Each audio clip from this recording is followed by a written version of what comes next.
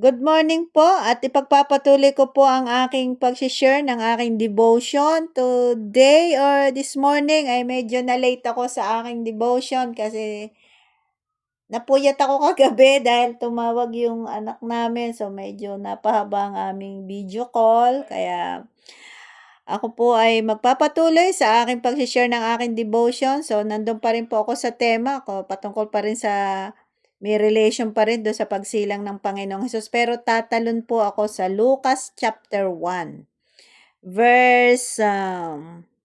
Sisimula po ako sa verse 5 at titingnan natin kung hanggang saan ako makaka-stop o makakatigil.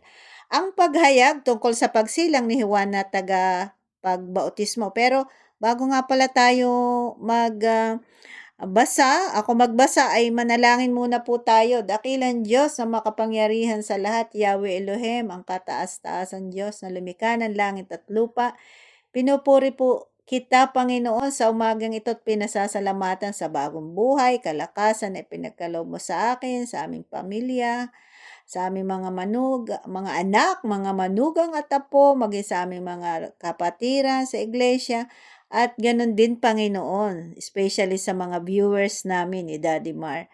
Dalayan ko, O Diyos, na amin pong maunawa at maintindihan na yung mga salita, magsingkin nito sa aming kaisipan at magbukas ng aming pag-iisip upang maunawaan namin ang iyong layunin at kalooban sa paghahayag mo, Panginoon, ng iyong mga salita. Ama, maraming salamat po. Ito po ang aking samot dalahin sa pangalan ng aming Panginoong Hesus, sa aming Diyos at sariling tagapagligtas.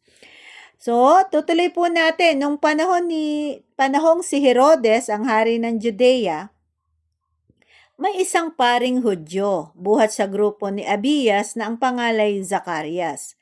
Ang kanyang asawang si Elizabeth ay mula rin sa angka ni Aaron.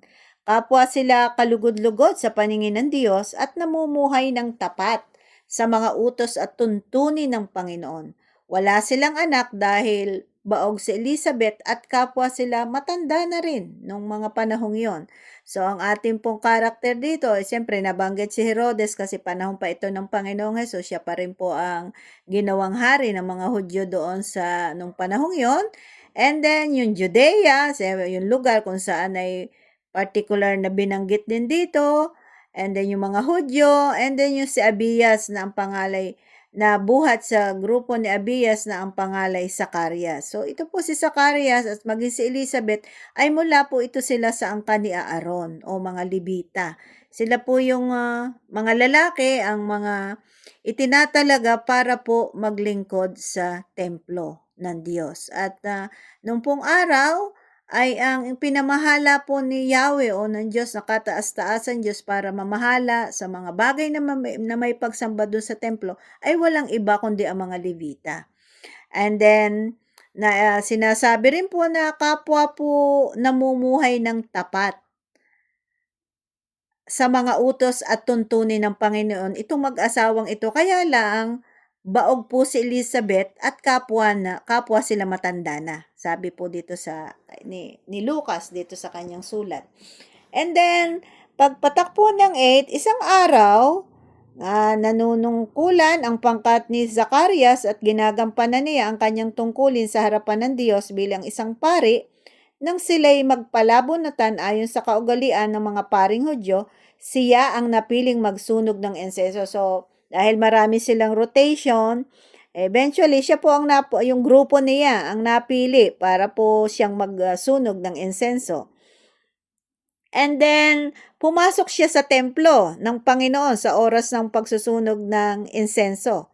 Habang nagkakatipo naman sa labas ang mga tao't nananalangin. So, mapapansin niyo po, yung mga tao, hindi po sila pumapasok doon sa pinaka-Holy of Holies. Kasi ang napapasok lang po doon ay yung itinalagang pari. Para mamagitan po, gumanap ng pinaka-sacred na ginagawa po doon sa templo. At siya po ang namamagitan between sa Diyos at saka sa tao. So, ang mga tao, nandun lang po doon sa holy place, doon sa labas ng holy, kasi may mga ano po yan yung holy place and ano yun? Holy place and holy of holies. Yeah, may ganyan pong mga mga set up doon sa templo. Tapos yung mga tao ay nandun lang po sa bukana para po hintayin nila kung ano po ang gagawin o sasabihin ng pari sa kanila. So, and then, habang nagkakatipon naman sa labas sa mga tao at nananalangin, doon ay napakita sa kanya ang isang anghel ng Panginoon. Nakatayo ito sa gawing kanan ng altar na sunugan ng insenso. Siyempre, nasindak po si Zacarias at natakot nang makita niya ito. Ngunit sinabi ng anghel sa kanya, okay, pinayapa siya, huwag kang matakot, Zacarias. Dininig ng Diyos ang iyong panalangin. Aba, meron pala pong special na panalangin si Zacarias. Ang iyong asawang si Elizabeth ay magkakaanak ng isang lalaki at Juan ang ipapangalan mo sa bata. Okay. Ikaw ay matutuwa at magiging maligaya. Marami ang magagalak sa kanyang pagsilang, sapagkat siya'y magiging dakila sa paningin ng Panginoon, hindi siya dapat uminom ng alak o anumang inuming nakalalasing. Sa sinapo pa ng palaman ng kanyang ina ay mapupuspos na siya ng banal na espiritu. Amen. Kaya po, habang siya kinakausap ng anghel, sinabi sa kanya, O Zacarias, magkakaroon ka ng anak, dininig na ng Panginoon ay ang panalangin. Therefore, isa sa pinaka specific na prayer ni Zacarias ay magkaroon sila ng anak. And eventually, tinugon talaga ng Panginoon. For God, nothing is too difficult for God. Sinasabi sa banal na kasulatan na kahit baog na at matanda si Elizabeth, parang nangyari kay Sarah. Yeah, parang nangyari sa asawa ni Abraham. So ngayon, kaya si Juan is a miracle baby kasi imposible na naman talaga magkaanak si Elizabeth. And yet, bukod siya ay baog at matanda na, ay for God is nothing is too difficult for God. Yan. And then sinabi na, naku, matutuwa ka, Zacarias, pagka katutuwa mo ang iyong anak, matutuwa ka, magiging maligaya ka. Tapos sinabi rin, hindi siya dapat uminom ng nakalalasing na alak. At dahil siya ay nasa sinapo po ng palamang ng tiyan ni Elizabeth ay mapupuspos na siya ng banal na espiritu. Ibig sabihin, sumasa kanya na ang Diyos. Yan. And then, pagkatapos ng pag-uusap na yon ay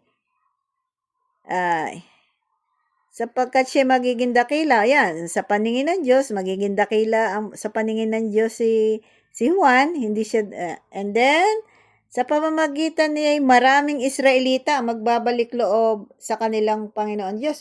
Let's see, kahit nandun yung templo, sabihin, hindi yun guarantee na ang mga tao ay talagang lumalapit sa Diyos at makita natin na parang malayo na ang maraming mga Israelita sa Panginoon. Kaya sabi niya, sa pamamagitan ni Juan, matututo uling bumalik yung mga Israelita, yung mga Hudyo sa Panginoon. And then, sabi niya, mauuna siya sa Panginoon at taglang espiritu at kapangyarihan ni Elias upang pagkasunduin ng mga ama at ang kanilang mga anak at panumbalikin sa daang matuwid ang mga suwail. Sa gayon, ipaghahanda niya ng isang bayan ang Panginoon. Ibig sabihin, bago po ang Panginoong Hesus mangaral, mauuna muna si Juan mangaral para ipaghanda ang Panginoon ng kanyang daraanan. At yun po inihula ni Elias at yung pong ni Propeta Elias na matutupad naman, natupad po yun sa panahon ni John. Yan. And then sinabi ni Zacarias sa anghel, naku, sumagot pa si Zacarias, sabi niya, paano ko po matitiyak na mangyayari iyan? Ako'y matanda na at gayon din ang aking asawa. So, hindi na siya doon nakafocus sa sinasabi ng anghel ng Panginoon, doon na niya, ang focus na niya doon sa situation niya. Which is hindi po yun nakabuti, kaya minsan, dapat pag tayo may faith sa Panginoon, meaning tayo, focus po tayo doon sa kapangyarihan at kalooban ng Diyos sapagkat na wala naman nga talaga imposible sa Diyos. Kasi kalimitan, kaya nagkakaroon tayo ng doubt, dahil tumitingin tayo doon sa situation natin. Dapat ay mas tingnan natin yung magagawa ng Diyos sa ating buhay. And then sumagot ang anghel, ako'y si Gabriel na naglilingkod sa Diyos. Yung anghel ng Panginoon ay walang iba kundi si Gabriel. Sabi niya, "Isinugo niya ako upang dalhin sa iyo ang magandang balitang ito." Sabi niya, "Ako na nga ang sinugo para idalhin sa iyo magandang balita. Ngunit dahil sa hindi ka naniwala sa mga sinasabi kong matutupad pagdating ng takdang panahon, ikaw ay magiging pipi. Hindi ka makapagsasalita hanggang sa araw na maganap ang mga ito." And then, samantalang naghihintay naman kay Zacarias yung mga tao na naroon sa labas sa kanyang paghahain ng pagsisindi at paghahain ng mga handog ng mga Israelita doon sa dakong kabanal-banalan, nagtataka sila kung bakit nagtagal siya ng gano'n sa loob ng templo. Paglabas niya, hindi na siya makapagsalita. Kaya mga senyas na lamang ang ginagamit niya na pag-isip-isip ng mga tao, "Naku, may nakitang something ito, nakakita siya ng pangit, ay 'no, maaaring nagpakita ang Diyos sa kanya." Gano'n po talaga yung nung unang panahon kasi ang Diyos po doon lang po talaga nakikipag-usap sa pari, doon sa punong pari nila kasi siya po yung namamagitan between God and men sa mga tao, sa mga Hudyo. And then nang matapos na ang panahon ng kanyang paglilingkod ay umuwi na siya, tapos na po. So, another group na naman ng mga Levita ang gaganap do'n sa tungkulin. Hindi nga nagtagal at naglihis si Elizabeth at take note hindi ito lumabas ng bahay sa loob ng 5 buwan. Sinabi ni Elizabeth, "Ngayoy kinahabagan ako ng Panginoon. Ginawa niya ito upang alisin ang sanhi ng aking kahihiyan sa harap ng mga tao." Kasi ang mga Hudyo po, kultura po nila yon kapag ang babae po ay, hindi nanganak at siya'y isang baog, ay ito po'y kahihiyan sa kanila. Sapagkat sa kanila po ay talagang malaking blessing yung magkaroon ng anak. And eventually talagang natuwa po siya dahil bagamat siya'y matanda na, bago baog pa, ay biniyayaan siya ng baby ng Panginoon at, sapagkat sa Diyos na nga naman ay talagang wala namang imposible. So, hanggang dito na lang muna po tayo at, pagpapatuloy ko po ang aking, patungkol kay John sa susunod ko pong, video muli. God bless everyone.